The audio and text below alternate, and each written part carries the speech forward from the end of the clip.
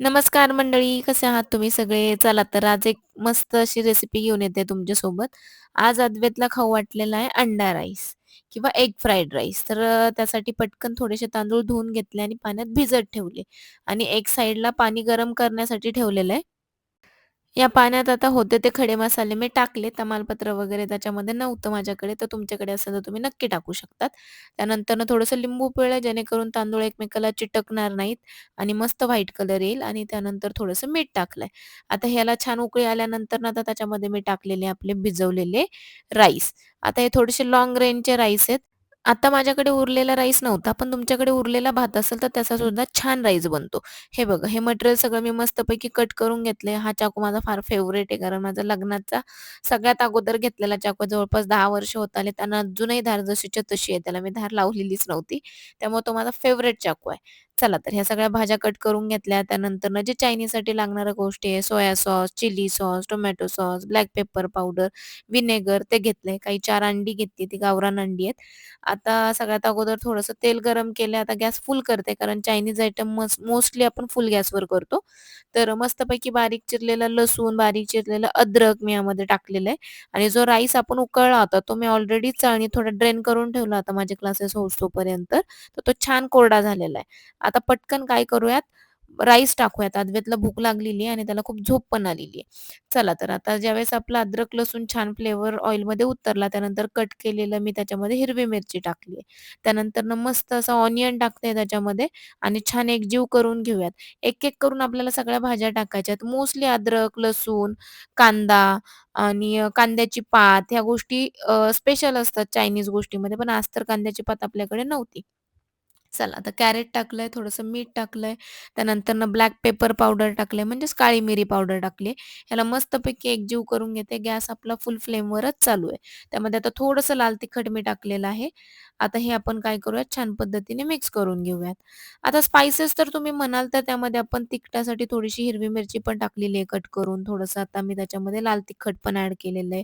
सोया सॉससुद्धा तुम्हाला थोडासा तिखटपणा देईल किंवा रेड चिली सॉसचा पण तिखटपणा येणार आहे. तर तिखट थोडंसं व्यवस्थित बघून आपल्याला ॲड करायचंय.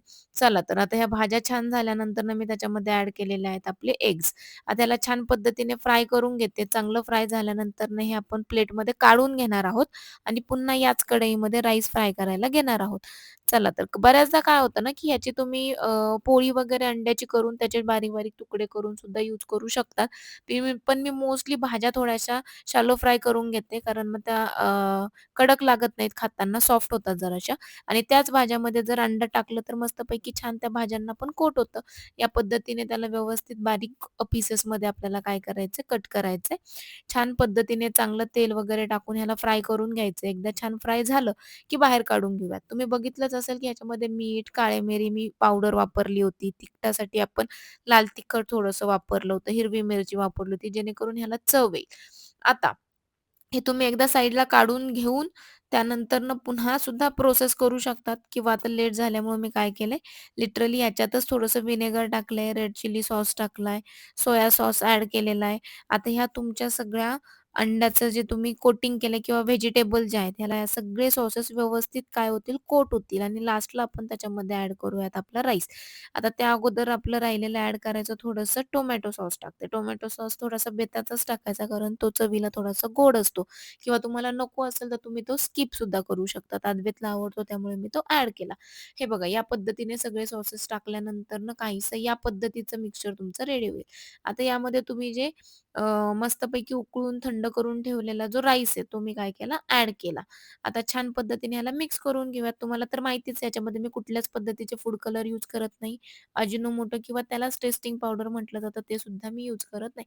मी तर अगोदरपासूनच सांगते, गोष्ट दिसायला चांगली नसली तरी खायला चांगली असावी, चवीला चांगली असावी आणि हेल्थसाठी चांगली असावी. माझं तर कुणी ऐकत नव्हतं, पण आता मुंडे साहेबांनी मात्र लोकांना चांगलं पटवून दिलंय, की फूड कलर्स ज्याच्यातून फार छान स्मेल येतो, असे वास येणाऱ्या गोष्टी किंवा कलर देणाऱ्या किंवा टेस्टिंग पावडर या शरीरासाठी बिलकुल पण चांगल्या नाही. त्यामुळे घरी बनवताना तरी तुम्ही ते स्किप करावं.